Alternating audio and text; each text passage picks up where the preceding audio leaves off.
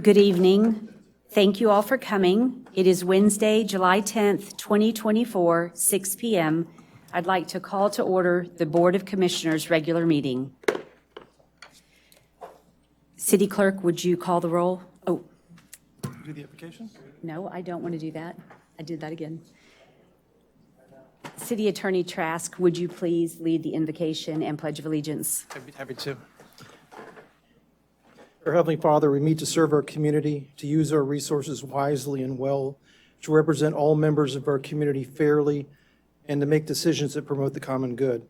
We recognize the responsibility to the past and the future, as well as the rights and needs of both the individual and our community. As trusted servants, we seek blessings on the deliberations tonight and our efforts here today. This we pray. Amen. I pledge allegiance to the flag of the United States of America and to the republic for which it stands, one nation, under God, indivisible, with liberty and justice for all. City Clerk, would you call the roll, please? Mayor Brooks. Commissioner Taglerini. Here. Commissioner Kerr. Here. Commissioner McGeehan. Here. Thank you. The approval of the agenda. Before we approve the agenda, I would like to ask to add the Edward Byrne Memorial Justice Assistance Grant County Funds Letter to 16B.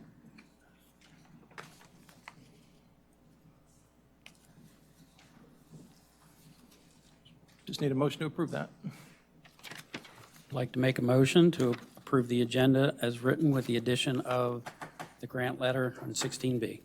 I second.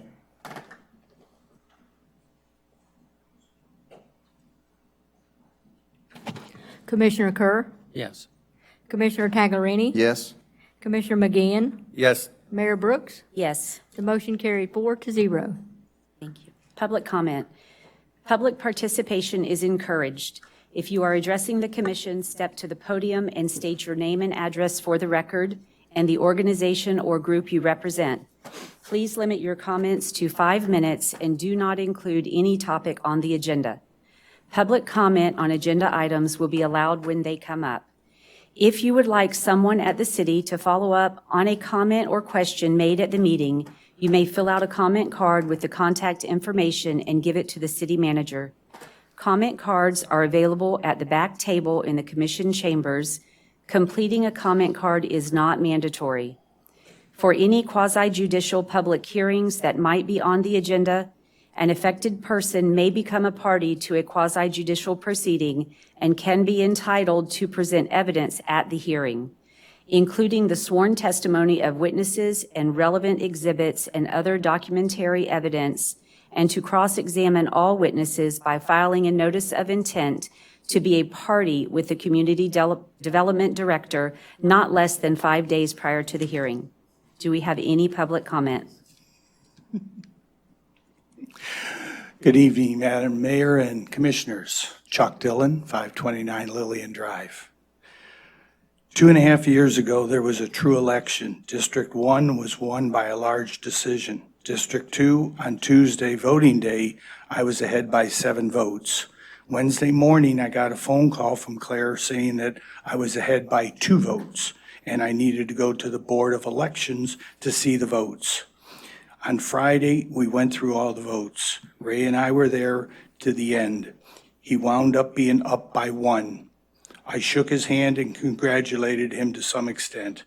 I asked the people at the board what would happen if it was a tie.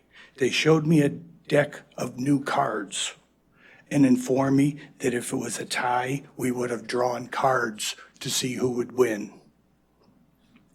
A 1.5 years ago, the election was for mayor and no opponents for districts 3 and 4. District 3 and 4 have not had opponents in many, many years.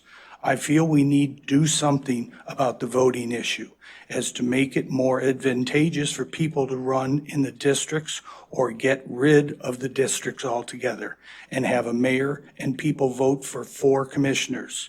It's a small city and a small amount of people. It needs not It's not a big city. Something needs to be done. And now the fifth person is going to be voted in by you four people. And this is nothing adverse to anybody. It's just kind of a lay of the land of what's happening. I know two ladies that were going to fill out the forms on the last meeting, but they did not live in District 4. Hoosh is going to be a very good fit for the board. I'm greatly going to miss him, and he's going to be missed at the planning committee. Finally, you have to be prepared for the onrush of property owners claiming rights to the beach, and our beach town will be privately owned, and there'll be no need for lifeguard stands. Thank you. Thank you. Do we have any other public comment? Seeing no more public comment, we will move on to review applications for Board of Commissioners vacancy and appoint District 4 Commission member. I'm going to hand this over to our city attorney and city manager at this time. So, Madam Mayor, the process that was decided upon was as follows. Number one, that a 5-minute introduction would be by each applicant. It's my understanding we only have one applicant today, followed by a 10-minute question and answer period for each applicant by the commission members, followed by a 3-minute follow-up by the applicants. Then the question and answer sessions for all the applicants would have been completed. The mayor will open the floor for public comments, 5 minutes per speaker. Only comments would be received during the only comments will be received regarding the applicants. The public will not be allowed to ask questions of the applicants. Once that has been completed, the commission will vote by ballot to appoint an applicant, and then the applicant will be sworn in by the city clerk. So at this point, it would be appropriate for Mr. Guvahi to step forward and make an introduction of himself, followed by the question and answer period. Good afternoon. My name is Hoosh Guvahi. I'm a resident of Madeira Beach. I have lived in Madeira Beach for 20 years. I have lived in Pinellas County for 45 years now, since 1979. So I'm very familiar with this county, with our city. I love our area beyond I can explain. Anywhere else I go on a vacation, I want to really hurry up and come back home. Been in business for 35 years. Have and own a civil engineering company for 35 years, located in Clearwater. We have done many, many projects. To be close to exact, it would be close to 6,000 projects, and that's really a lot of projects. And each project has had its own challenges related to, whether it's zoning, land use, drainage, traffic, utilities, fire,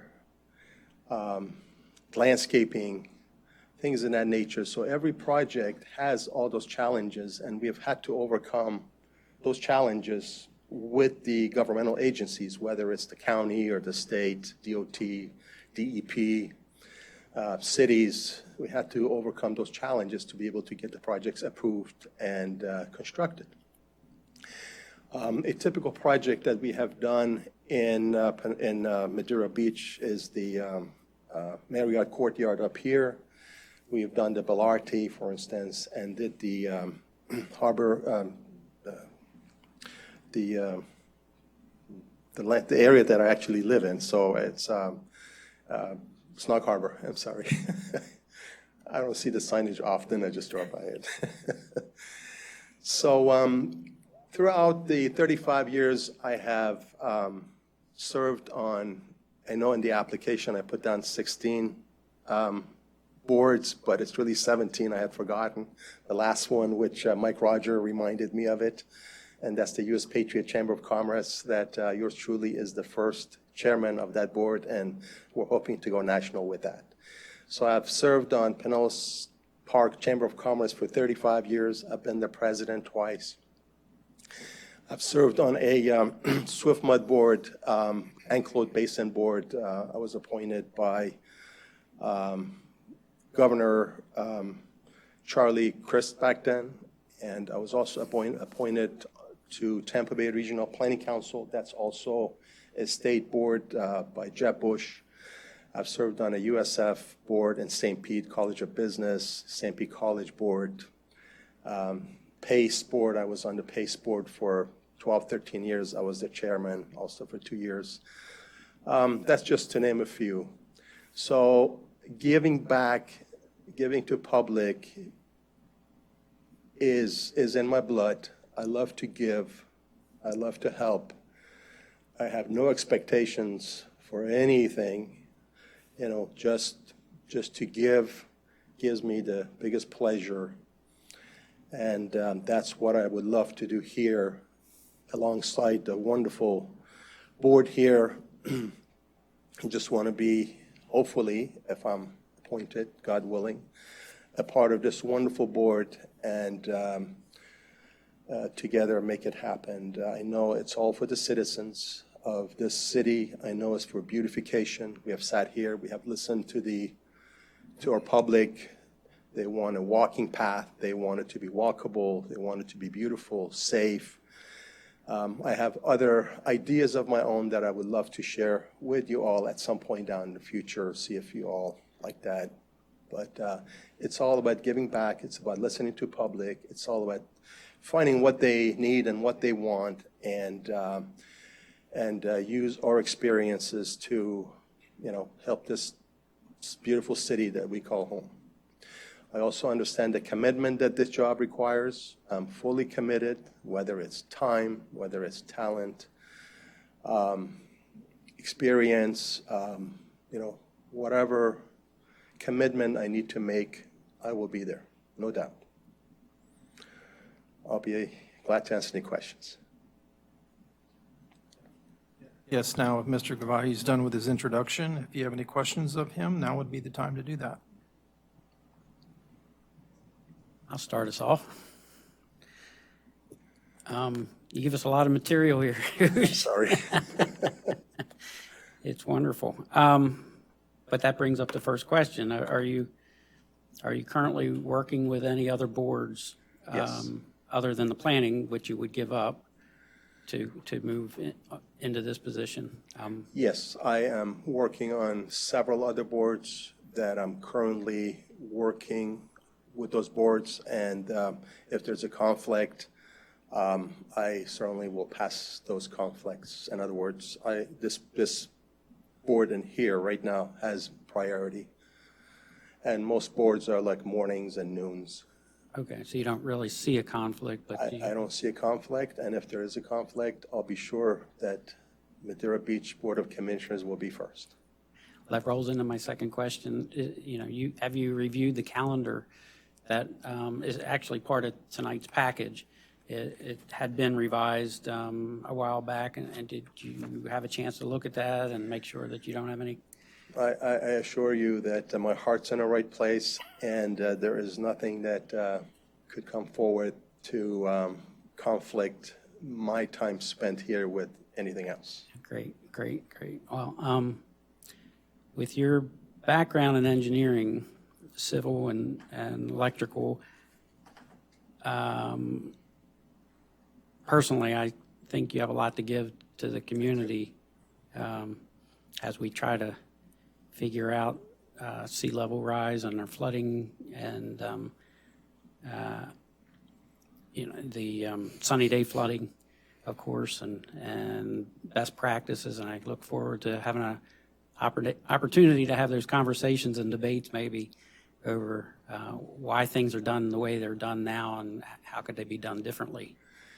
Yes, I've been involved with civil engineering for a long, long time, and hands-on 35 years, and I've seen a lot of concerns with flooding and drainage and coastal construction control lines and, so much more. So, in fact, I was just talking to Chuck, and he is on a board with FEMA and the county and so forth and so on. So I'm also on that board, which is, I guess, once every several months, but through Pinellas Park, city of Pinellas Park, not the city of Madeira Beach. So, we've gone back and forth on a lot of concerns. Do you see any of your relationships actually being able to benefit the community as far as not only design, but to help us with our constant search for funding to improve our city?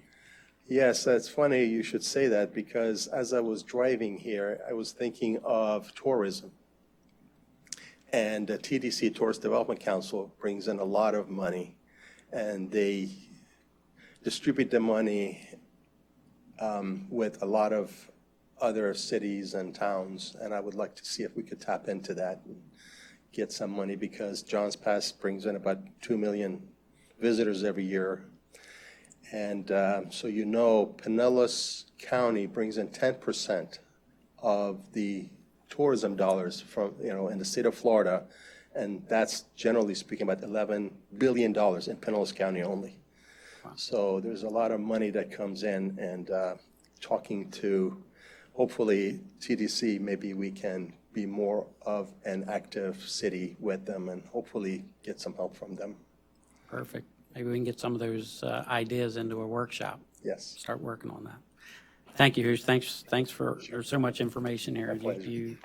And just knowing the support you have in the room, it says a lot. So, Thank you. Thank you. Mr. Gouvet, I feel like this is deja vu, because I remember looking at your resume and all your credentials when you were applying for the Planning Commission, and it seems like they're even more qualified. You're even more qualified now. But can you tell me, just out of curiosity, what do you think your time on the planning? How do you think your time on the Planning Commission is going to help you on the Board of Commissioners? Do you think there'll be any transfer? How do you think it'll help you? Well, if I have to be totally transparent, it's a talent that I have earned throughout the years, and serving on that board was basically giving back. I'm sure I learned some things, but mostly, it was an experience or experiences that I had gained and I brought to the board. So I'm just being very honest. I did not, I'm not a new kid on the block, so I did not necessarily learn, but I gave. I appreciate that. Thanks very much. Mr. Govahi, welcome and congratulations. Thank you.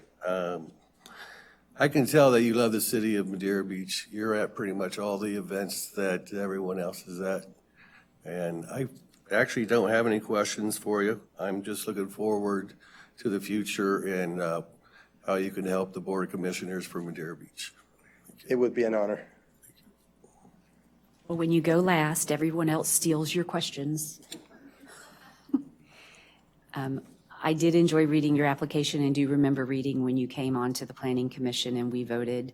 I think you would be a great asset to our commission, and I look forward to voting. Thank you. Okay, at this point, Mr. Gavahi, do you have any follow-up comments that you wanted to make to the commission before they opened up the public forum?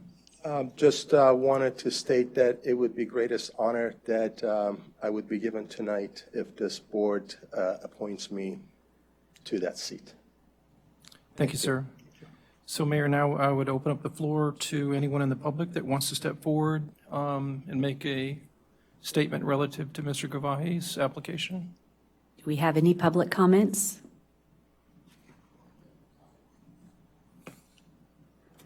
We have no public comments. Okay. Now it's time for the commission to decide whether or not they want Mr. Gavahi to fill the seat. And so there should be a motion to approve, and then you would vote it up or down. The board have any discussion, or are you just ready for a motion? Motion before the discussion?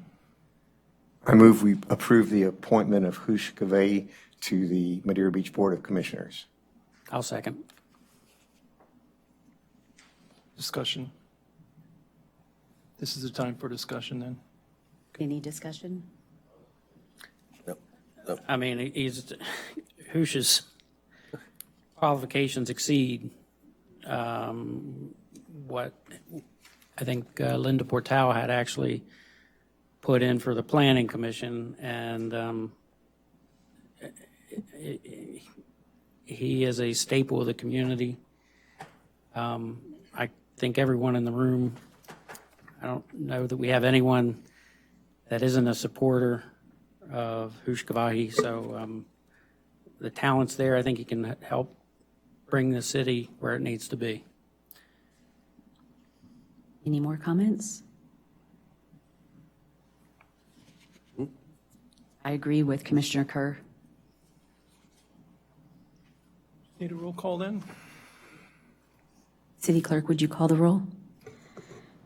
Commissioner Taglerini? Yes? Commissioner Kerr? Yes. Commissioner McGeehan? Yes. Mayor Brooks? Yes. The motion carried 4-0.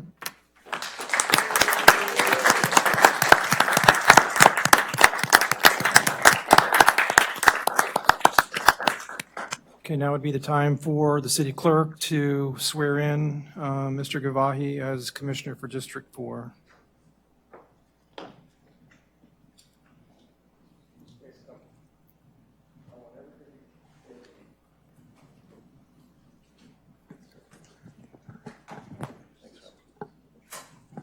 Where do you want to stand? Okay. Wherever you'd like to stand. Here's the microphone. Come on, Joe.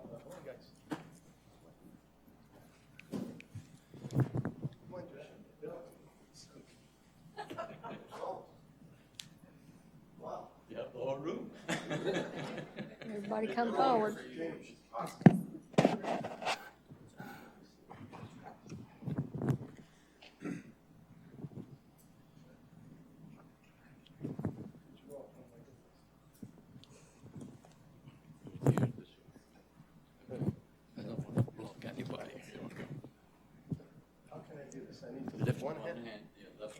And raise your right hand. What do I do with it?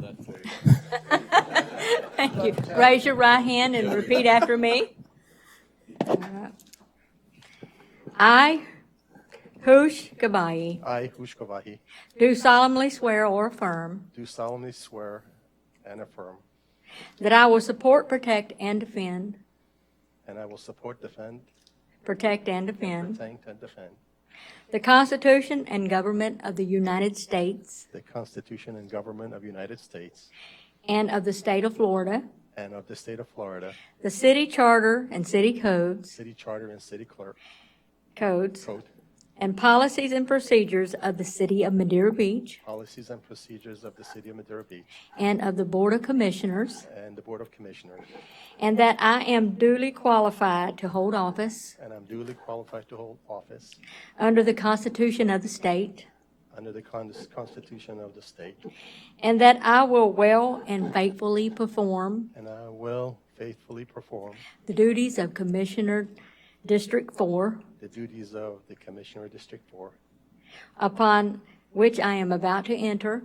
upon which I'm about to enter. So help me God. So help me God. Congratulations.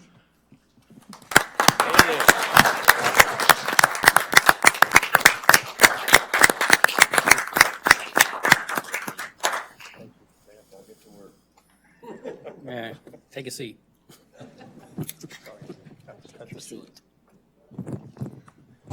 If you'd take your seat.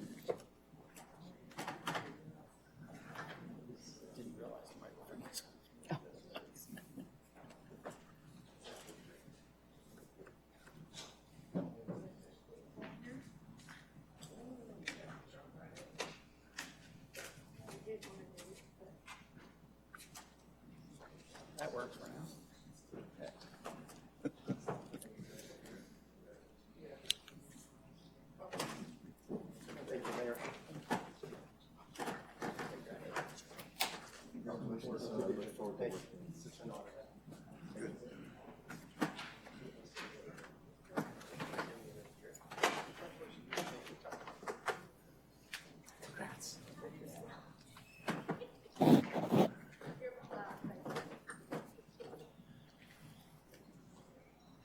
City Clerk, would you call the roll? Mayor Brooks, Here. Commissioner Taglerini, Here? Commissioner Kerr, Here. Commissioner McGeehan, Here. Commissioner Gavai, Here. Next on the agenda is appointment of a vice mayor. Mayor, if I can just jump in, I'm going to go ahead and read Section 4.4 of this charter. And that provides the Board of Commissioners shall appoint a vice mayor at its first regular meeting following the election. The term of the vice mayor shall be for 1 year. The vice mayor shall act as mayor during the absence or disability of the mayor. Should the vice mayor be required to act as mayor for a period in excess of 30 days, he/she shall receive compensation of the mayor retroactive to the date upon which he or she assumed the mayoral duties. That is the provision relating to vice mayor. It would be appropriate now to have a motion to appoint someone as the vice mayor, seconded, and then discussion before the vote. Do we have a motion? Not quite sure how to say it. I move that you consider me for vice mayor.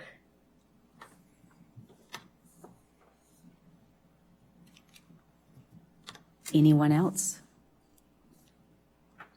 Do we have a second?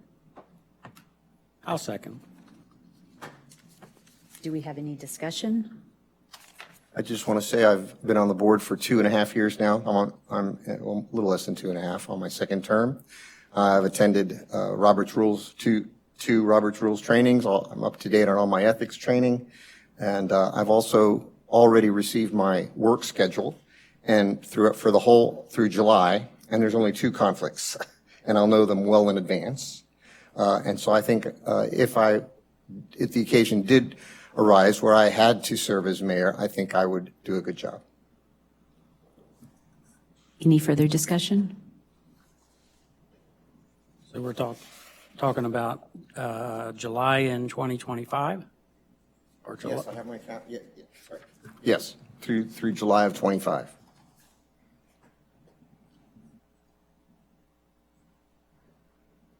That's my only concern is being able to Understood. That's make- why I brought that up. make all the meetings.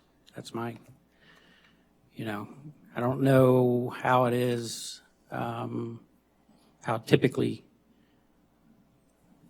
I've read where it would typically go from district to district, or an alphabetical order or whatever, not really presenting it on personalities or experience or I don't know if the city attorney has any comment on any of that. Have you? I don't know what the practice has been, other than there's been a nomination and a second and approval. If there has been a process where it would go from district to district, I was not aware of that. Maybe the city clerk can provide further information on that. But I don't know the answer to that question. There's no legal requirement to be done. No. That be done that way.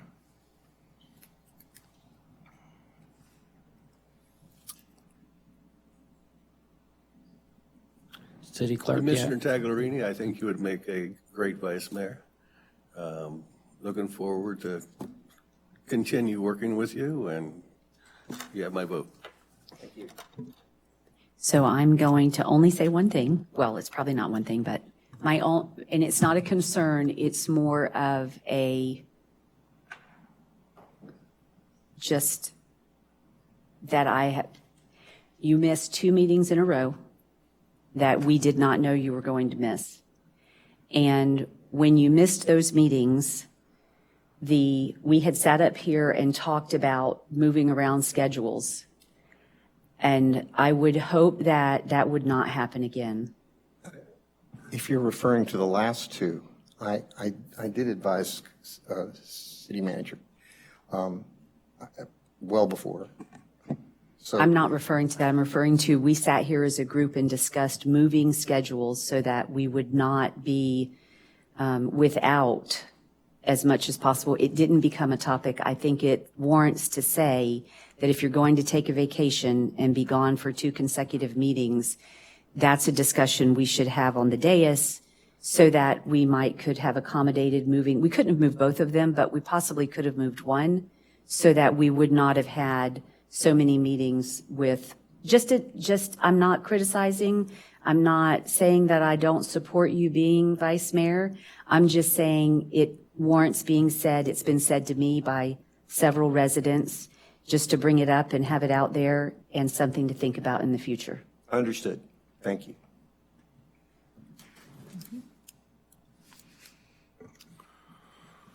City Clerk, would you call the roll? Commissioner Taglerini, Yes? Commissioner Kerr, Yes. Commissioner McGeehan, Yes. Commissioner Gabai, Yes. Mayor Brooks. Yes. The motion carried 5-0. Thank you. Congratulations. Congratulations.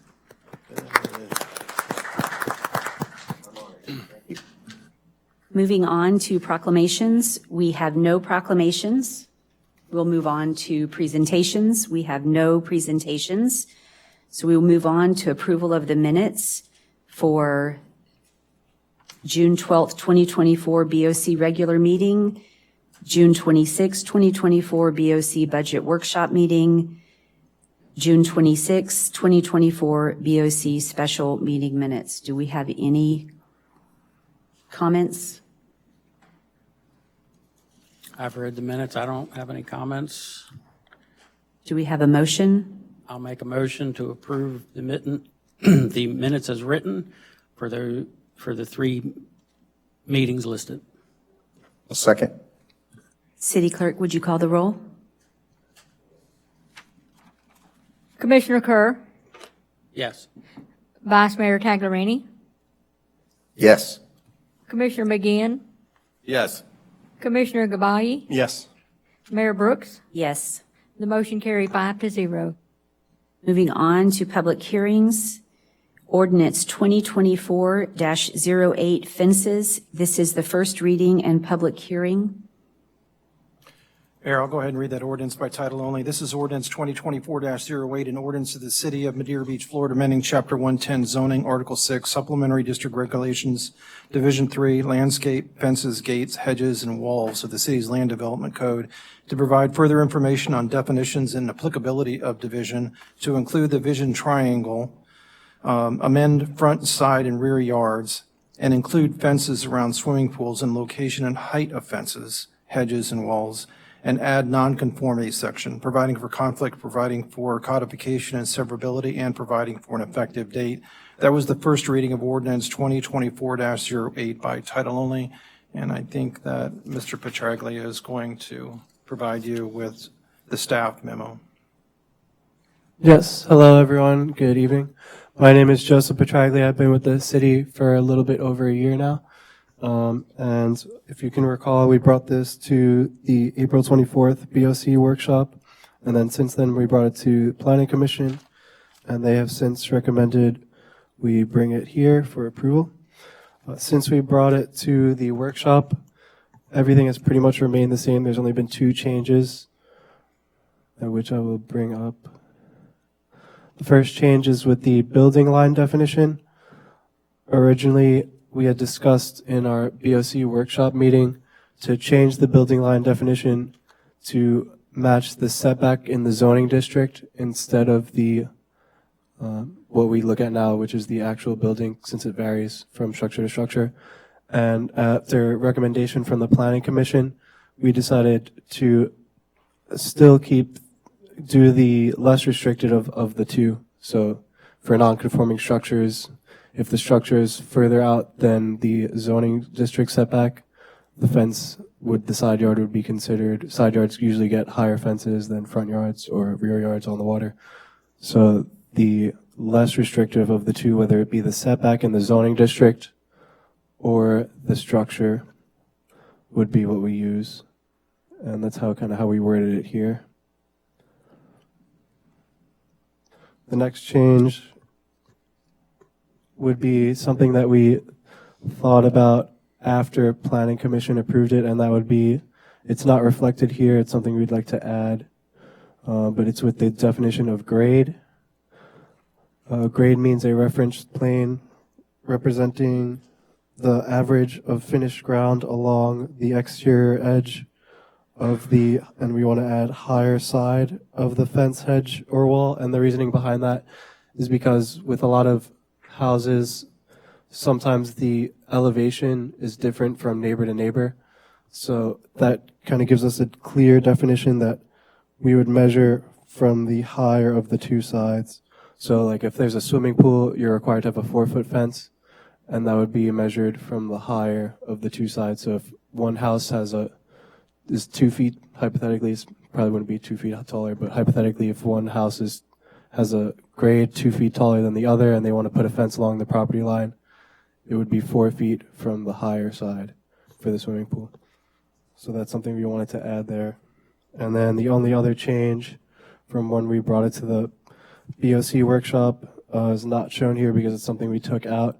And that was, we proposed to add a 10th item for construction fencing. And after recommendation from the Planning Commission, we decided to hold that off until the floodplain ordinance, which is something that's going to be brought up in the next BOC workshop meeting that hasn't been discussed yet, to go more in depth onto construction fencing. So just to reiterate, no construction fencing wouldn't be mentioned at all in our regular fence section, except we would add that, and for item number 2, would not require a building permit. Do we have any public comment?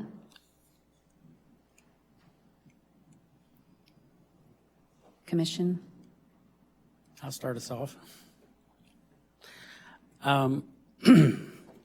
Couple of questions. I seem to remember discussion a few years back where the commercially available fences didn't necessarily comply with the city's requirements. Has that been addressed in this change? Yes, so that was with the open fence requirements, which was items number 4 and 5. So with permitting, we saw a lot of issues with traditional open fences not meeting our city's requirements. So that's addressed by being a little bit less restrictive with the size between spacings and pickets on open fences. And then we also separated 4 and 5 to show that this 4-inch sphere openings in any fence must not allow passage of 4-inch diameter sphere. That was already in our code. We're just separating that from the regular open fence section so that all fences have to meet that, and then the open fence requirement is only for when a fence is required to be open, like on the water. If it's above 3 feet, it has to be an open fence. Then it would have to meet this criteria. So yes, in short, that is resolved by this. Okay, so many of these changes came from your discussions with... So that was a change that was already presented in our last workshop meeting. Right. This swimming pool fence, C2, for rear yards facing an open water body, it doesn't mention anything about the seawall itself, that a fence is not required on the seawall. Should that be added in for clarity? I believe that is the general practice, but it's not addressed here, and it has a perfect opportunity to be. That's a good point. I took this was taken from either a swimming pool fence section, because this already exists. We're just reiterating it here. But we could possibly add it in here just for clarity. Yes, we could add that and bring that to you. Okay. In that same section, I've seen in some areas where the fences need to project out over the seawall a foot or 18 inches or whatever. Has that been rescinded? That's no longer in the code, no longer in the...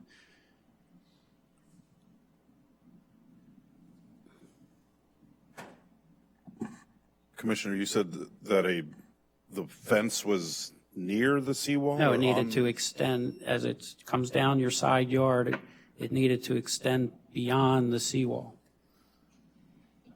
Oh, you mean a side fence? The side fence. Yeah, sorry, not running- not the swimming pool fence. No. Side. The But side. I address it that way, but I guess because I'm still Sorry, yeah. thinking about the rear yard, and it goes into my next question.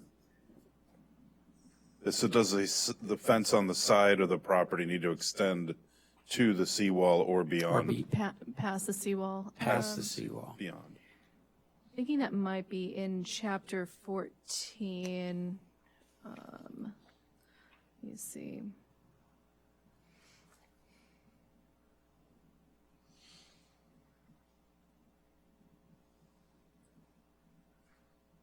But it's in our code somewhere, or it was at one point. I've seen fences that were built that way. I've heard discussions from residents. Yes, I know what you're talking about. Yeah. Where like the wings kind of go out to the seawalls. Exactly. I'm thinking that it might be in chapter 14. If you look at page 69 of your packet, this division applies to all fences that are not specifically exempt from this division. This division does not apply to seawalls. So I'm wondering if it's in that chapter 14. But we'd have to look at the code Well, we to don't have see to, where that if you is. can make a note Yeah, we and can kind of make a look into note. that. I don't understand the requirement for that. It can be an eyesore. I don't know what it really adds to public safety. If, you do have a pool in your backyard, if someone's going to go as far as trying to get around your fence, you can only do so much, but that's just my 2 cents. Now, back to the rear yards with swimming pools facing the water. Are these requirements coordinated with the pool fencing being 4 foot? Does that coordinate with other fencing requirements? Because some fencing can only be a certain height in your backyard. I don't recall what that was. It was a maximum. 3 feet. 3 feet. Yeah, so this would correlate with that.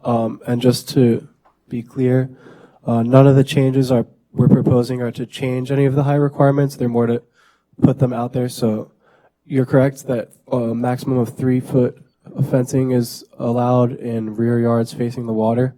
But the exception to that, and I'll pull that up, is, and then also 4 foot fences are required for swimming pools, which is already a requirement. That's not something we're looking to add to the code.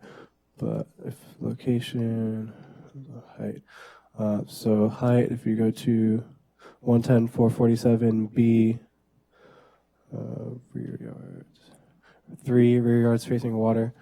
All walls and solid fences cannot exceed 3 feet, but open fences can go up to 4 feet. So Okay. basically, and then what we're adding here, which is already something we enforce, we're just kind of making it more black and white for people that don't really read code, is not here. Thought we added it. But essentially you can have, it would be a 3 foot closed fence and a 4 foot of lattice would be allowed, or just a 4 foot open fence. Okay. So just to reiterate, just make sure I have it straight in my mind. If you don't have a pool, a 3 foot solid fence is the maximum height. No, you can still have a 4 foot open fence. A 4 foot open is the required for rear yards facing water. It's just that if you do have a pool, it has to be 4 feet. So you're required to have a 4 foot open or a 3 foot solid with a 4 foot opening. And then if you don't have a pool, you could still do that option if you want to. But you also have the option of only keeping the fence 3 feet tall, if that makes sense. And that's also why we're recommending that change on page 69 to reference the higher side when we're talking about grade, just for that pool regulation, having that 4 foot fence. We've been running into a lot of those issues during permitting. Okay, thank you. That's all I have. May I ask a question? So the fence in a rear yard or in a visibility triangle, right, is generally 3 feet. Am I right? So the visibility triangle is, just to make sure we're on the same page, that's for intersections. Is that what you're referring to? Well, even the water, even in the rear yards where properties are facing water, I think we have some sort of a visibility triangle so that the fence, 6-foot-high fence, doesn't go all the way up and obstruct the view. Yes, so that would be not what's referred to in the as what we refer to in the visibility triangle here, just to differentiate so that it's clear. When we talk about visibility triangle in item 110-447A5, this is something that already exists in our code, and it's just specifically for intersection visibility. What you're referring to is rear yards facing water, blocking the visibility for the view. So what's the name of that triangle? So that doesn't have a specific name. That would just be rear yards facing water, and that would be that, which again is not being changed. The only thing that's changing is where the rear yard starts, but that requirement would be in the height section, which is. And it also go to the building line definition. Correct. So the height would be, you would look at height and then rear yards facing water. And then, so a 6-foot fence is allowed on a side yard, as it states in number 2. But then rear yards facing water cannot have a 6-foot fence from the required rear building line, which is what we defined earlier as either the setback in the zoning district or where the actual structure goes up to, the less restrictive of those two. So beyond either the setback or the building line of the building, the fence would have to drop to either 4-foot open or 3-foot solid. So it'd be 3 feet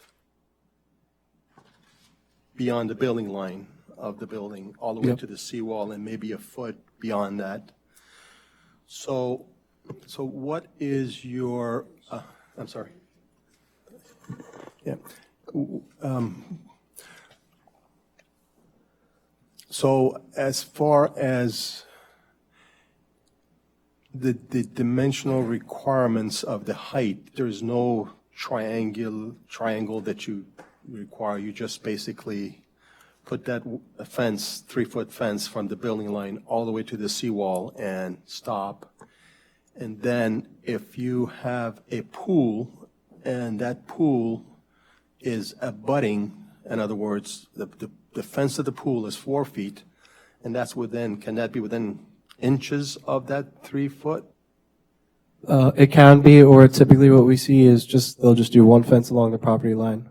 But it can't be higher than 3 feet. If it's solid, it cannot be higher than 3 feet, but if it's an open fence, then it can be 4 feet. But it violates the fencing requirements for a pool.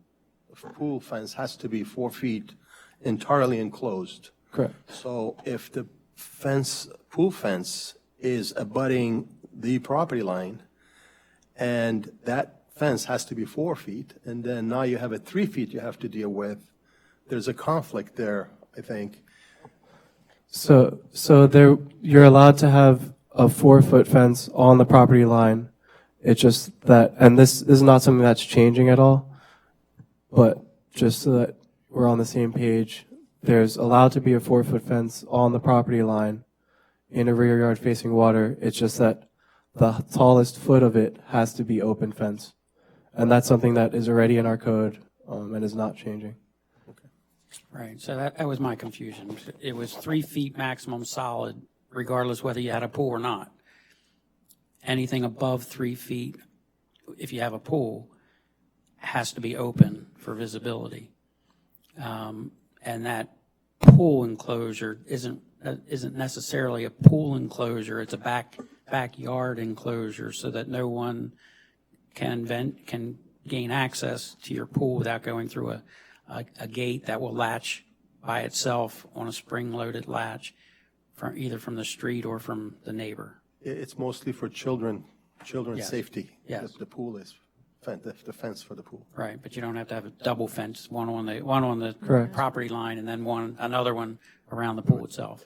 So this might make it a little bit more clear. So in your rear yard, if you're on the water, in going to the building line definition, so that's either the back of your primary building or the setback of your zoning district, you can either have a 3-foot solid wall, or you could have a 4-foot open fence.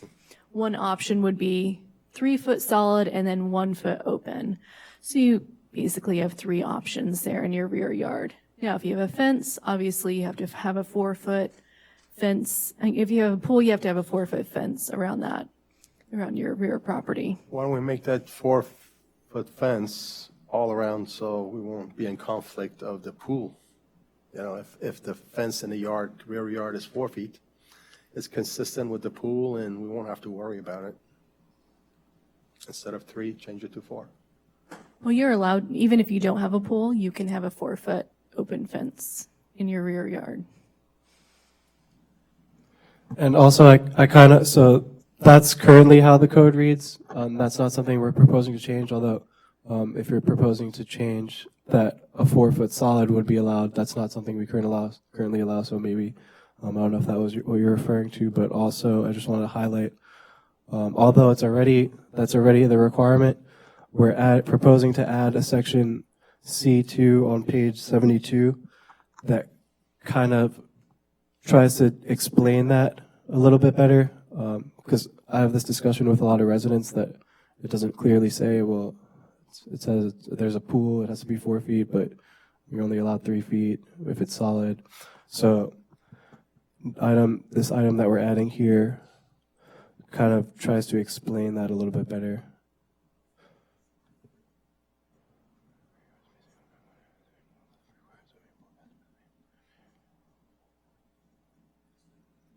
Any more comments? I have one quick question on section 110-449, nonconformities. And real quick, my question is, people that are not in compliance and refuse to get in compliance, why can't we expedite to make them conform to what our rules are? As it says here, any legally non-conforming fences, gates, hedges, or walls must be brought into conformance once any maintenance requiring a permit on the fence is done. So that means if they're not in compliance now, they can wait 2 years until they need to fix that broken fence, and then they would have to come into compliance. Is that right? So not necessarily. Adding this section just makes it black and white clear that when they're pulling a permit, they need to meet this code regardless of how long their non-conforming fences has existed. Because if you look at our regular non-conforming section, in general, structures that are non-conforming are allowed to remain as they are. But if hypothetically, if somebody reported somebody for an illegal fence to code enforcement, Yes. they would still most likely have to bring it into compliance regardless of this section. Even before they Pull a permit. need to As, pull a yeah, permit. unless we can verify that they had a permit at the time, which I've never seen a case where we have found a permit for a legally non-conforming fence. Okay. I'd like to offer an example and get your input. Yeah. Someone replaces their seawall. They have to take down existing fencing for the seawall, one section typically. Mm-hmm. When they put it back, if it's non-conforming, that would be fine. When they They put don't it have to back, pull a permit for the fence itself. They're just making repairs. It's, I don't know what your definition of repairs are versus definition of what requires a permit. so that would probably go to, I would think, a different section of the code that would define when a permit is needed. Because this basically says if it requires a permit, then it needs to be brought into compliance. So whether taking down that section of fence by the seawall needs its own fence permit, I'm not sure the answer to that question, but if it did, then it would need to be brought into compliance. If it didn't need a permit, then it's not something we would even inspect when we close out the seawall permit anyways. So I can tell you an example where a resident put a pool in, and when they put the pool in, they had to add a gate to one side of the house. There was an existing fence that went around the entire backyard, and that fence had spires on top of it, little pointed, right? So when they went in to permit the new gate, it was the only portion of the fence that was being permitted was the gate. It was denied because spires are not permitted. So they had to cut the spires off the fence or off the gate, so their entire fence around their property has spires, but the gate does not. But they weren't doing anything to the other part of the fence, so it's not required to conform. Just an example of how it's not cut and dry on that. To your point, what's permitted? Right. They only But- permitted, so- well, that's why I was telling you, because they only permitted the gate. That was the only portion that had to be brought into compliance. How do we resolve something like that? Or is it resolved? It doesn't come in the, it's, the rest of your fence is fine. Your rest of your fence is not under the permit, That's correct. so So it did not apply to the rest of the fence. Meaning the fence remained as a legally non-conforming. right. So It was not in disrepair. Right. It's not in disrepair. I would say that's the way it was intended. That's I think the definition of Agreed. non-conforming is it Yeah, I totally stays, agree. even if it does not match. Right. Great, thank you. Do we have a motion? We'll open public. I thought I did public comment first before we talked. Do we have any public comment? Thank you. Sorry. Do we have a motion? I'll make a motion for ordinance 2024-08 fences to be approved. Do we have a second? I have a comment. Should it be approved based on our, you were going to make some Yeah. changes? Yeah, the one change we wanted to add is And you were to going the to do grade some definition. research? My suggestion is to approve it as written, and then when it comes back to you, you can see the actual language that is in the code or going to be in the code that you vote upon that. Because right now, all you having is a verbal, and you don't have anything in writing in front of you. So we can correct it before the second reading, and when it comes back to you, you'll see exactly what it looks like. Okay, based on that, I'll second. City Clerk, will you call the roll? Commissioner McGeehan, Yes. Commissioner Kerr, Yes. Commissioner Gavayi, Yes. Vice Mayor Taglerini, Yes? Mayor Brooks. Yes. The motion carried 5-0. Moving on, we have no unfinished business. We'll go to contracts and agreement. Robin, would you like to lead on this? Yes. Thank you, Mayor and Commission. Again, Robin Gomez, City Manager.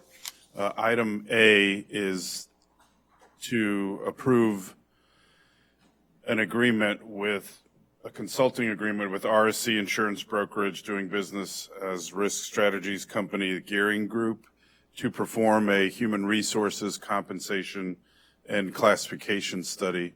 You may recall we've had a couple of workshops and a meeting where we reviewed, discussed, had presentations, including a presentation from the Civil Service Commission.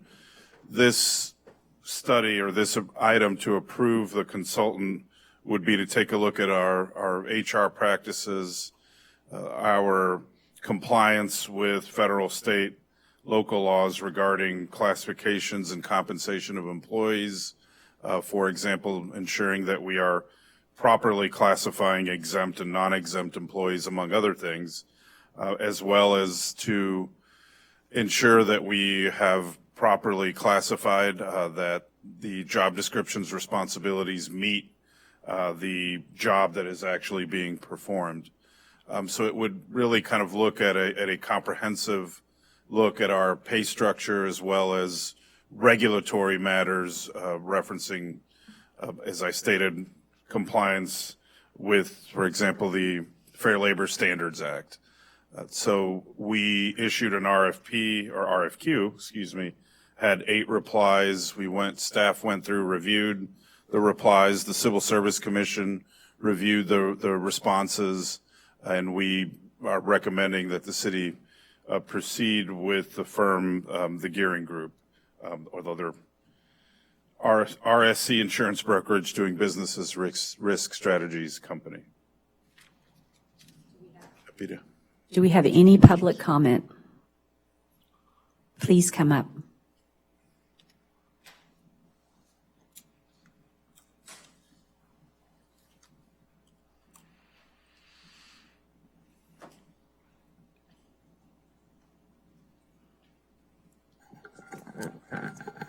John Hendricks, 569 Normandy Road. Commission, welcome, Mr. Gouveia, Commissioner Gouveia. A number of years ago, not that many years ago, we had this done. And to spend the money, I don't know how much money we're talking about spending, but I think we really need to start looking at what the city is spending. Budget a few years ago was $25 million. I've heard the next budget, it may be approaching $45 million. That's more than the city of Seminole. And we've got to get a handle on what is going out in this city. We've got to close the faucets. I don't think we need to spend this money on this study that was done 4 or 5 years ago, maybe not that long. If you need to make an open records request to all the cities that are in this area, you can see what they're paying without doing a study and signing a high dollar contract with a consulting firm to do this. So what I think we really need to do is start doing some soul searching on what we're spending in the city of Madeira Beach, because we're only 4,000 people, less than 4,000 people. When you see a large city that's budget is no bigger than what ours is projected to be, I think we're getting really way out of line. We need to start watching our money. Thank you. Thank you. Do we have any more public comment? No public comment. Commissioners? Is there any dollar figure attached to this study? We had budgeted $50,000 for a study. The firm has proposed $37,640 to perform the review. From my understanding from the civil service presentation at the last meeting that I was present for, the last study focused solely on salaries and only a small percent, not the entire across the board, right? It did not, it didn't review our processes, some of the issues that Mr. Gomez was talking about. And so I feel like this is not, it's not comparing the same thing.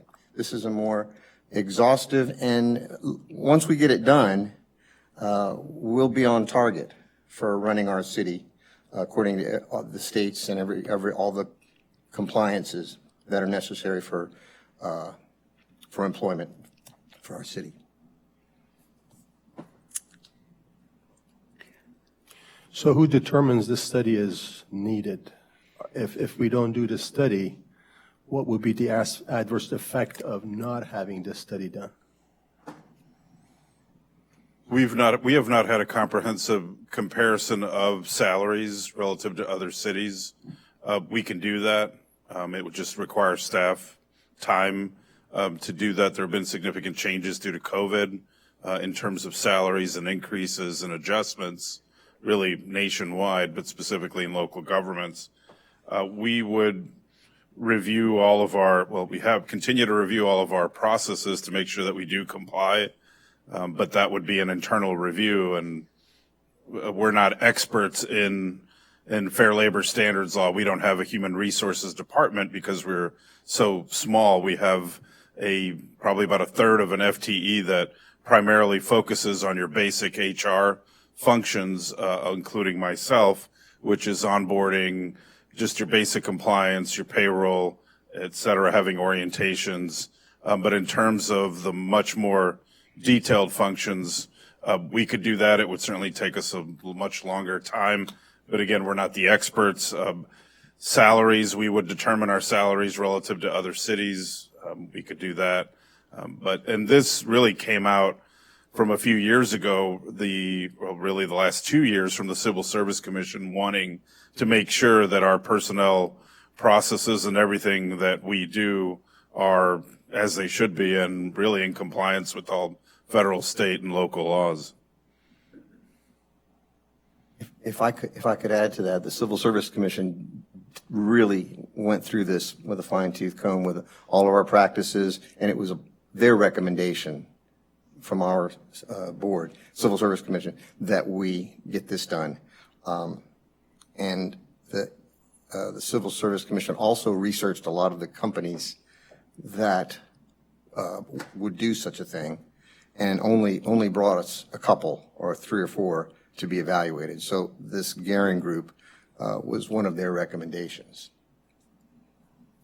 I believe that, you already know my opinion on this study.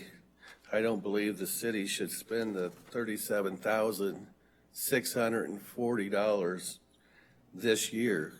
I would maybe, we could push it back with the issues that we've had so far with our pilings and putting the pilings in. Just spending money, I don't think we need to spend this money right now. We haven't had this study done since 2019.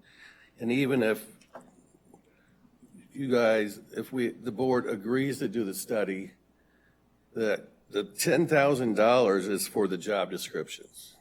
And if you look back on that, it was, and actually the study cost $27,640, but the job descriptions, I believe that part was an extra $10,000. I don't believe the amount of employees we have in our city, and I have faith in every department head that we have here, that they know what the job descriptions are for their each individual employees. I would definitely not agree with spending 10 grand on a consulting group coming in and telling everyone what their job descriptions are. So I'm not going to I'm not going to vote for this. So I thought when Jerry Cantrell came and did the presentation, I actually watched it twice, and I thought that he did a really good job. Yeah. I've been following along, not with every single meeting with the Civil Service Commission, but with many of them. Civil Service Commission has been working on this employee handbook for years. And I know that part of the discussion within that commission was taking this out of the city, taking it to a professional third party, having someone that this is what they do, not city staff, where opinions roll in. My understanding and looking beyond just our immediate cities, when you start trying to collect income data or salary data, not all cities really want to give that up. And you're not always going to get accurate information. So I think that the salary portion of it for the Civil Service Commission to be able to move forward and complete the book is a needed item at this point. The job description, my understanding on the job description, and they did not ask us to approve all of the secondary items. There were other things that the company recommended they could do. The Civil Service Commission did their due diligence. They did their research, and they only felt like one of the 3 extras was warranted. My understanding on that was that the company will work with the heads of the department, and the idea is to write a job description that might go beyond the thought process of the direct report currently. So if you have somebody that's in a position and this is what they've always done, that may not really be what that titled job should be as a description. And this is putting that into the hands of a professional who can say, Robin Gomez is city manager. This is the job description of a city manager. These are the duties that he should do. Megan Wepfler is our Public Works Director. Here are the things that a Public Works Director should be doing. It's in conversation with the city and with those heads of department, but it also helped the heads of department maybe better define what their staff should be doing. And I do recall that the Civil Service Commission felt very strongly that we needed to take this out to a professional company, that this is what they do. My only issue in not approving it is we've had the Civil Service Commission, working on this project for years. And they're almost at the finish line. This is the finish line so that we can make sure that all of our staff are properly paid, make sure that if there's an opportunity to move descriptions or job duties or add job duties that should be being done by someone who they just don't know, right? I see it as an opportunity to do something good for the staff and to be able to allow the Civil Service Commission to move forward. If we're not going to support their recommendations, why do we have them? Those are my thoughts. Do we have a competitive bid? This is the lowest? We did a RFQ, Okay. and this is what they came back and chose. There are 8 listed. 8 responses. On the cover page here. I initially sat in the camp that John had said that, why do we need this?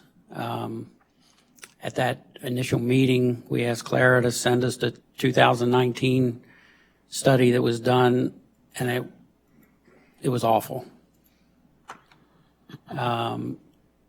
Jerry Cantrell came to the next meeting and explained what we were buying, provided examples of what the Gehring Group had provided, explained the need for the Civil Service Commission. And Lord knows, I know this board has spent a lot of money, but every bit of it has been justified, and we're trying to work to bring in more money from tourism. That's one of my biggest goals, and we do that through the parking, not to get off track here. But we want the best city that we can have. So how, is this an extra tool for the city manager to hold his staff accountable to? If we don't know exactly what those roles are supposed to be, how are you supposed to keep them accountable to their job description? It's not just the pay, but it's much bigger than that.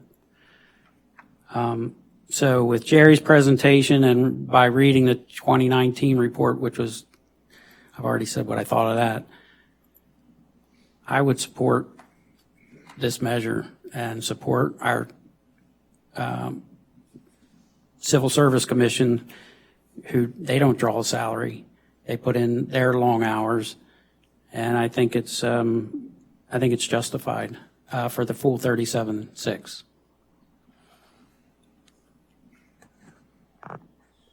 Any additional comments? Do we have a motion? I move that we adopt the enclosed agreement with RSC Insurance Brokerage, Inc., doing business as Risk Strategies Company of Gehring Group. Do we have a second? I'll second. City Clerk, would you call the roll, please? Vice Mayor Taglerini, Yes? Commissioner Kerr, Yes. Commissioner Gavayi, Yes. Commissioner McGinn, No. Mayor Brooks. Yes. The motion carried 4-1. Now, my clarification, that was for the 37.6. Wasn't mentioned in the motion. That was it's in the contract in the contract. packet. Okay. Yeah.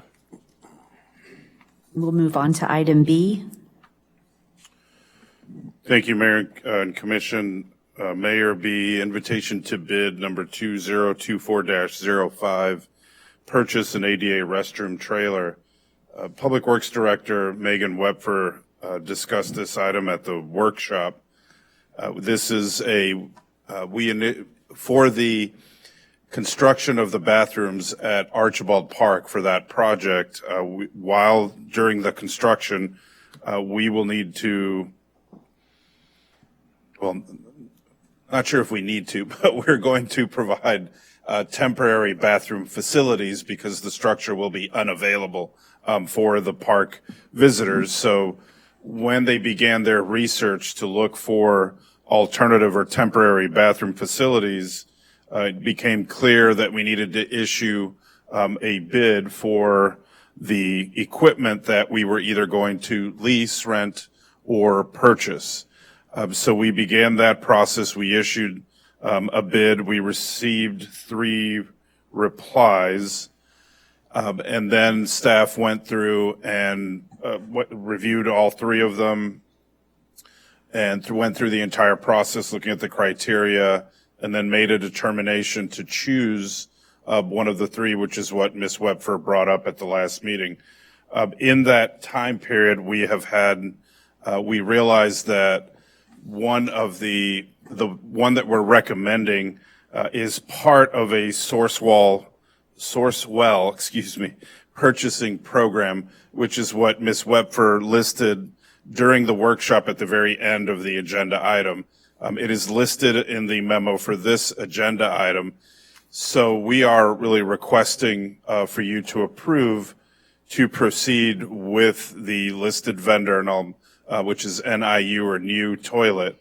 However, we suspended the invitation to bid because it was already previously bid out under Sourcewell a cooperative purchasing program. So in the research, because when I asked Ms. Wepfer, we had never purchased anything or done this type of exercise, it is our understanding the trailer that is at Kitty Stewart was a different process and a little bit of a different trailer than what this is. So as they were going through reviewing, noticed that this was already previously on a purchasing cooperative program. So that is our request to approve to utilize, as is listed in the agenda item, to use the Sourcewell purchasing cooperative and proceed as we had requested or as we had mentioned, but now with a request to proceed with this vendor. So we're changing from an invitation to bid to a piggyback. And that's really what the bottom line is. So this is a piggyback agreement. Wasn't necessarily needed to do that like the city manager just mentioned. So the recommended motion that's in the packet would address this the way the city manager is suggesting. It would be to approve the purchase of that trailer from that company that's listed at that dollar amount. So. I'm sorry, one final thing. And our city code actually under the purchasing and procurement section, specifically 2-193, allows for an exception for a competitive bid, even though we did competitively bid, but it allows to utilize the Sourcewell purchasing cooperative in section 3A of our code, that if you are using an existing or the piggybacking component, you may use contracts such as piggybacking or cooperative purchasing agreements that other cities have used. So that's just to give you the explanation of our code does allow it. Do we have any public comment? Commissioners?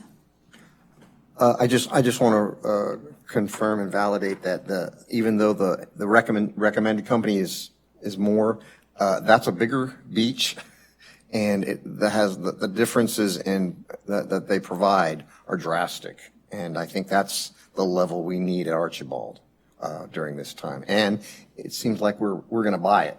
Correct. This is a purchase, so we it'll would be a able backup. to use it. Yes. It will be a backup. Yes. So I feel that's a good reason to not take the lowest bidder. I would agree. We kind of worked through this pretty well at the workshop, so I really don't have any comments other than I support Director Wepfer's recommendations. Any further comments? I agree. We worked this in the workshop, and I think it's a great idea. It's going to give us the ability to have portable restrooms that we own, and I am certain they will get a lot of good use. I do have one question. Yes. I'm sorry.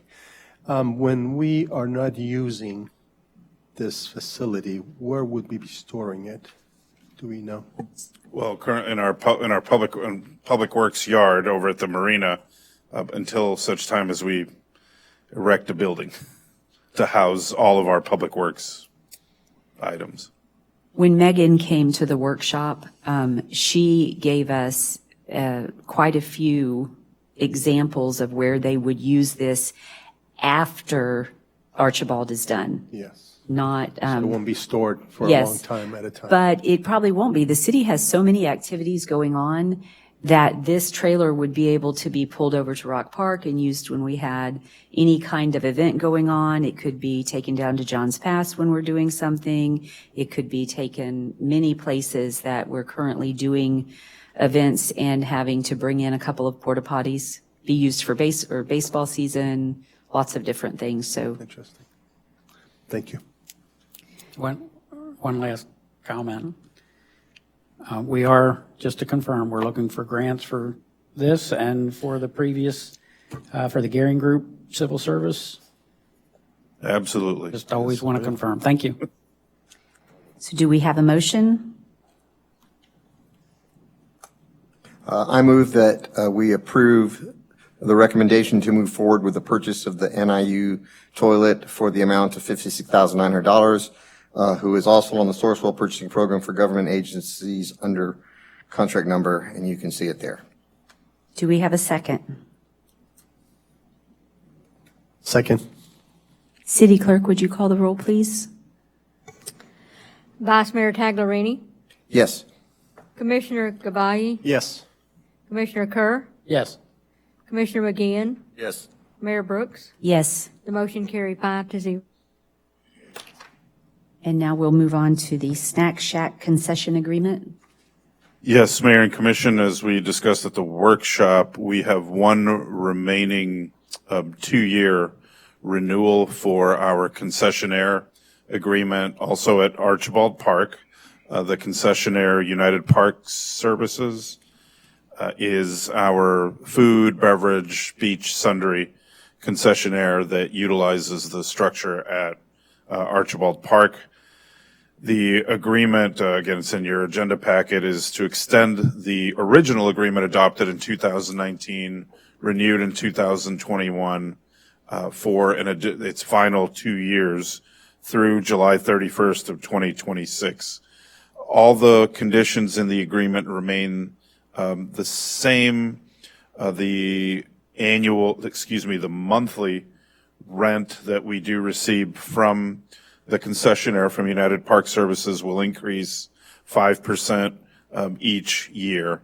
So beginning August 1 of this year, upon approval of the agreement, beginning August 1, the rent will increase to $6,884.18 per month. Again, all other financial items remain the same in the agreement.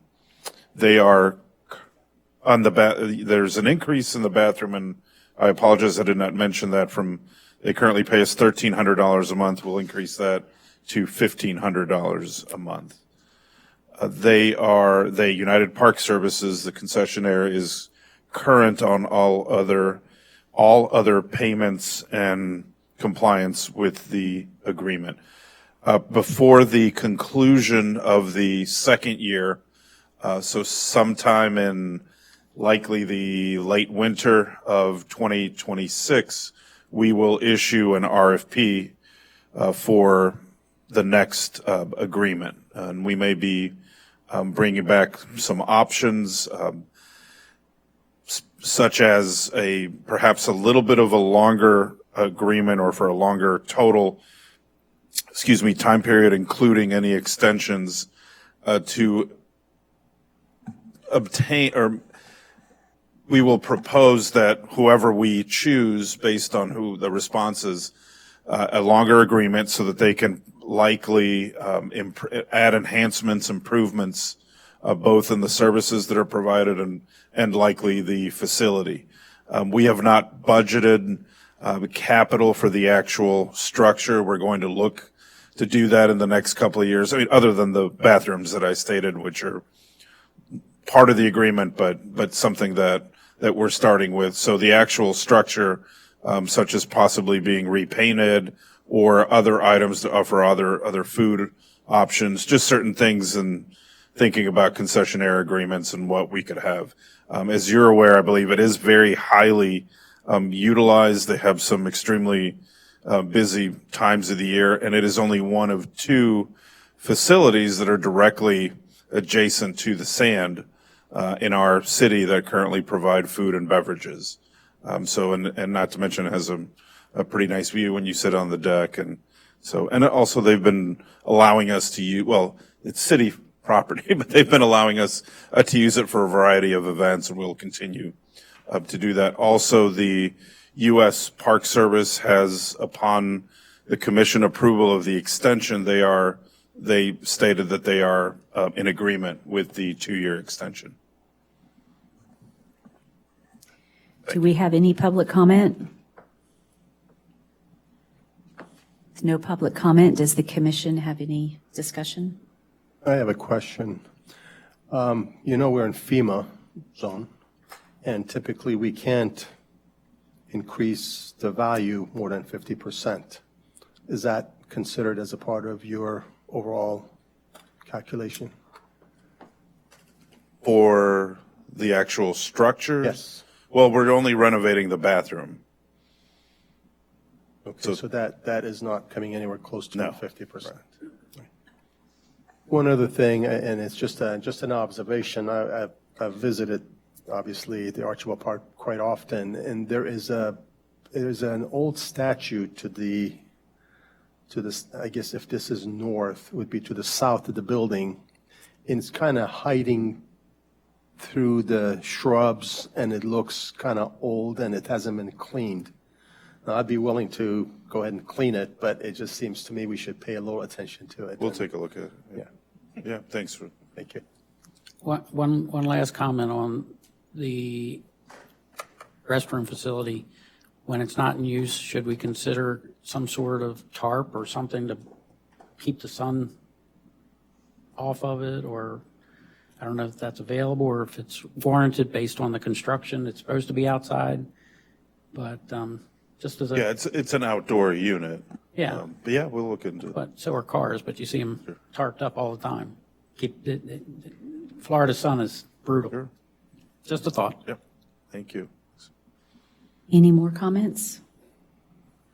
Do we have a motion?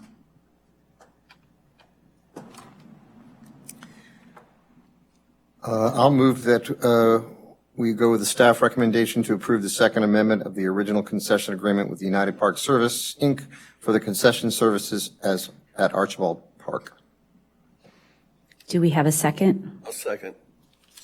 City Clerk, would you call the roll, please? Vice Mayor Taglerini, Yes? Commissioner McGeehan, Yes. Commissioner Kerr, Yes.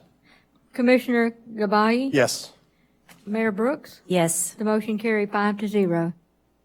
Moving on to new business. Our first item is appointment of an alternate trustee to the Gulf Beaches Public Library Board. Good, Mayor and Commissioner. I think we had briefly discussed last couple of meetings about an alternate to the board. So I think it's really up to all of you. And I think Commissioner or Vice Mayor Tagliarini had expressed interest in. I think I had remembered when this came on the agenda and you were not here, that you would be very interested I in am. that. I mean, I would do it unless somebody has a burning. Nobody else jumped up and said, me, me, me, me, me. No, we No, waited and on actually, Miss Happy Price called me once, just unofficially, and I sat in, and it's a nice group of people, and almost never happens. But I'd be willing to take that position. you. Do we need to have public comment on this? Yes? Oh. So do we have any public comment? Having no public comment, commissioners? I'd like to nominate Mr. Vice Mayor Tagliarini to be the backup, I don't know, alternate for the Gulf Beaches Public Library. Second. City Clerk, would you call the roll, please? Commissioner Kerr, Yes. Commissioner McGeehan, Yes. Commissioner Gabai, Yes. Vice Mayor Tagliarini, Yes? Mayor Brooks. Yes. The motion carried 5-0. Moving on to our next item is the Edward Byrne Memorial. And Robin, if you'd like to, please. Yes, we received a letter, I think the letter was addressed to Mayor Brooks, from Pinellas County to provide a letter of support to the county receiving, they have applied for a grant from the Florida Department of Law Enforcement, the Edward Byrne Memorial Justice Assistance Fund. And the county is set to be awarded $270,837 for essentially a variety of different programs through different agencies. They're listed in the letter I left for each one of you, such as the Alpha House of Pinellas. Most of these are related to a variety of different social service outreach programs, including the county's, Human Services Department, the Pinellas Park Police Department. You can read some of the items, such as again, for Pinellas County Human Services equipment for the recreational equipment enhancements for Operation PAR for their patients, firearm safety and violence prevention programs. So they're kind of geared social, health, educational, leisure type activities. So they are simply asking the city's support in a letter for the county to receive the grant funding from the Florida Department of Law Enforcement. Do we have any public comment? Having no public comment, commissioners? So, Mayor, you've already created the letter. I did not create the letter. The county provided us the letter, just yes. a kind of to, Okay. yeah, with exactly kind of what the grant is for. Got it. And requesting simply the city's Yes. support of the grant. Support grants, in general. Yes. And I don't mean to interrupt, but back to grants, it would be a little difficult, I shouldn't say difficult, but somewhat unlikely for us to apply for the city of Madeira Beach because we do not provide these services directly. If we did, we could, typically kind of reserved for larger cities, but regardless, we've searched and there are, for example, we could, for certain public safety for fire, through the Florida Department of Law Enforcement, kind of fire related, I should say, but we'll search through those. But what you see here are pretty specific to policing and law enforcement and social services, homeless outreach, again, services that we don't directly provide, nor has the city historically provided. Any other comments? Do we have a motion? I have a comment first. Are you familiar with all the different, or any of, I know you have outreach throughout the county. I'm familiar with what some of them are, some of the projects. I don't know that we weren't asked to give input. We were asked to support what they were doing in what came to us. No, I understand that. I was just, Oh, some of them I'm familiar with. I mean, PAR is Just down the road in St. right, just down the Petersburg. road. It's in St. Pete. Yeah. I'm familiar with Alpha House. I'm familiar with the Bowley Centers. I'm not particularly familiar with the Homeless Empowerment Program. I will say this, when it came, I found it interesting and piqued my interest to understand what the groups are, right? That because that's how you learn about things that are going on in the community. And there are a couple that, excuse me, my hair, that I want to delve a little more into just to understand who they are. And they chose them, obviously, because they felt like they were most And a lot of these appropriate. agencies receive multiple, Alpha House, there's Mustard Seed that's referenced Bowley Center. They receive multiple grants from multiple funding sources. In a prior life as an auditor up the road, I would audit pretty much all of these because they also received community development block grant funding that went through the county and the city that I worked for. So they're pretty much social service and outreach, drug abuse education, substance abuse education, try to keep people from ending in generational poverty, cycles of transient homelessness, et cetera. Anything further? Do we have a motion? I'll make a motion that we provide the support letter as written for the fiscal year 2023 Edward Burns Memorial Program. Do we have a second? Second. City Clerk, would you call the roll, please? Commissioner Kerr, Yes. Commissioner Gabai, Yes. Commissioner McGeehan, Yes. Vice Mayor Taglerini, Yes? Mayor Brooks. Yes. The motion carried 5-0. Next is our agenda setting for the next meeting. I want to also bring up at this time, we had discussed when someone comes up prior to the meeting and has a comment that is not on the agenda, that we would discuss whether or not we wanted to place that item on an upcoming agenda. I think now would be the time to decide about the conversation that came in regards to let us have discussion in regards to districts. I know that there's been a time where that was discussed. So maybe to refresh the current commission on districts and why we have 4 districts and the mayor is at large, the challenges of changing that, what the pros and cons would be. I think it would be good information for the residents to understand as well as for everyone sitting up here to be refreshed on that. Does you agree? I'm open to that discussion. Yeah, I'm open to that discussion. So, Robin, I also have several things that I wanted to bring up that I would like to see come on a workshop, if nothing more than giving us updates on the status so that the public is aware.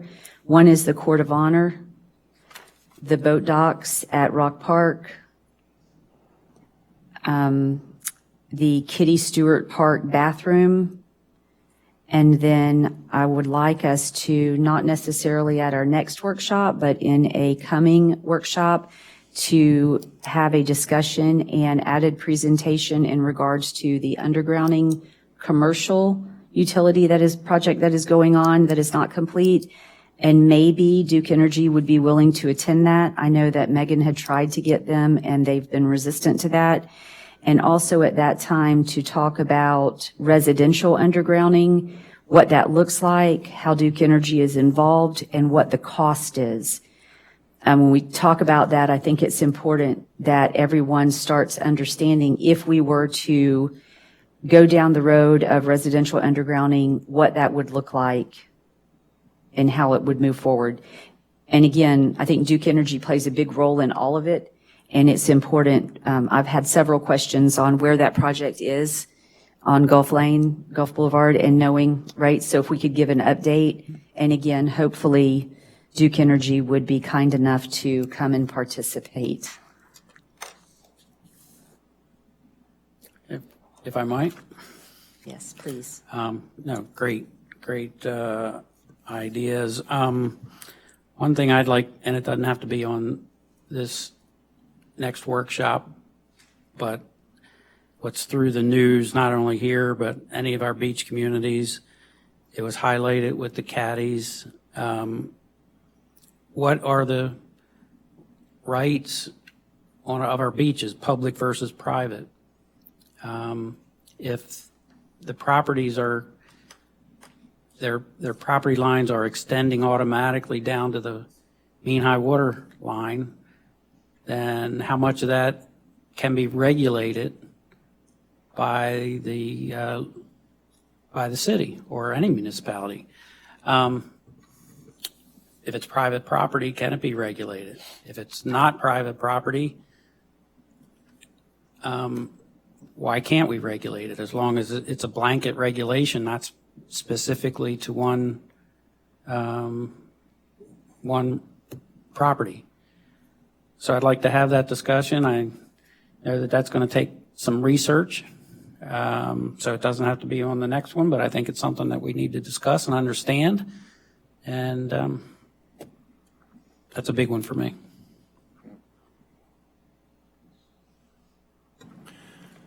I agree with Commissioner Kerr. Looking at the beaches and looking at the CCC line, Coastal Construction Control Line, I think anywhere waterwards of the CCC line is the property of state. It is the property of the state, even though, the deed may call it ownership and, to some specific properties. I think we need to take a look at how do we designate that zoning that is waterwards of CCC sea line, i.e. preserved land, and what could be the activities that are permissible in the P, hypothetically, zoning. So I think I would like to bring those up and discuss those, because then it would create a uniformity, as you had mentioned, along our beaches.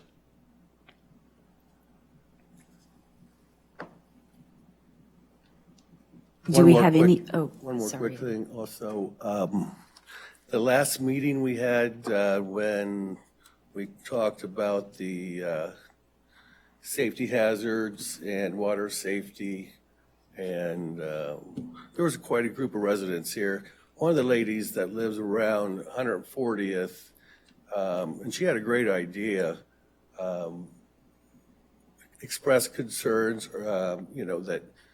that whole neighborhood, they have to pack up their children in a vehicle, take them to Rock Park to play. They would like to see on that area of Madeira Beach possibly a playground for the children. There's nothing in that whole area for the swings or anything like that. So I think we should all get together and find a way to maybe get the ball rolling on a playground in that area down there also. Thanks. Do we have any public comment? Chuck Dillon, once again, thank you for all you guys are trying to get approved and move on with. As you all are a very supportive group of people for the city and looking forward to it. And finally, when or what will it take to get our next person for the planning committee to take that open seat? I don't know what procedures need to happen. I'll be advertising. Yeah, it's advertised. Okay, thank you very much. Thank you. And we'll announce it now. We do have a vacancy for our planning commission. So if anyone's interested in applying, the information will be on our website. requirements are they need to be a resident of Madeira Beach and be employed in one of a variety of industries or have background, et cetera, relating to everything from real estate, architecture, engineering, planning, a variety of different, but you can reach out to our city clerk. The information will be on the website, hopefully tomorrow, if not the day after. If I might, just for clarification, it's not a requirement. Not a requirement, it's But it gives you a desire. Additional, that was a recommendation Right. from That is correct. previous boards. But preferred. Do we have any additional public comment? So now we will move on to reports and correspondence. Robin? You have in front of in the agenda, the calendar of the remaining 2024 meetings, Board of Commissioner meetings. So if you have any requested changes or suggested, this would be a good time to take a look at the calendar and see how we can best accommodate. Do we have any public comment on the calendar? City Commission? I have no conflict with any of these dates. That's great. You do realize July, in March, your term is up. What's that? In March, your term's up, so you don't have to worry about vice mayor in July. Oh, sure. Yeah, but this only goes to, Through January December, 1st. January. I know, I'm really teasing. Oh. But you had mentioned you checked your calendar for next year. So congratulations, thank you. Vice Mayor. Any more comment from the commission? And just to add, oh, I'm sorry, go ahead. Oh, no, I was going to say congratulations to our new vice mayor. Thanks very much. It's a All of privilege. us working together. And to our new commissioner, Thank you. It's an honor. It's an congratulations. honor. Wahi, it's going to be great, Commissioner. I'm just overwhelmed, and I really feel very good, and I'm very excited, and I just cannot thank you guys enough to give me this opportunity to serve this wonderful city of Madeira Beach. We are looking forward to it. Congratulations to you and to Vice Mayor Taglerini. Just to reiterate for the schedule, we do have the regular meeting and workshops on the same days in November and December. So we have Yes. one meeting date with the two meetings on the same date on November the 13th and December the 11th. And we do not need to vote on that because it's No, just no, for it's all- informational it's all set. purposes. City Attorney, I have nothing to report tonight. Thank you. thank you very much. City Clerk? I was so busy with the District 4 vacancy and all, and we successfully got through that and welcome the new District 4 Commissioner. And so I'll make up my report. It'll be bigger the next time. Hey, and if at any time that somebody wants me to do some research on something and add it to the report, I am happy to do that. So I'll welcome that. Thank you. I City just wanted Manager? to, Oh, just I'm wanted sorry. to publicly thank Claire for her steadfast work on this particular seat. She wanted to make sure that every part of that application was filled appropriately and correctly.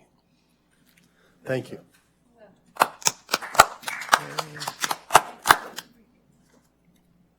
City Manager?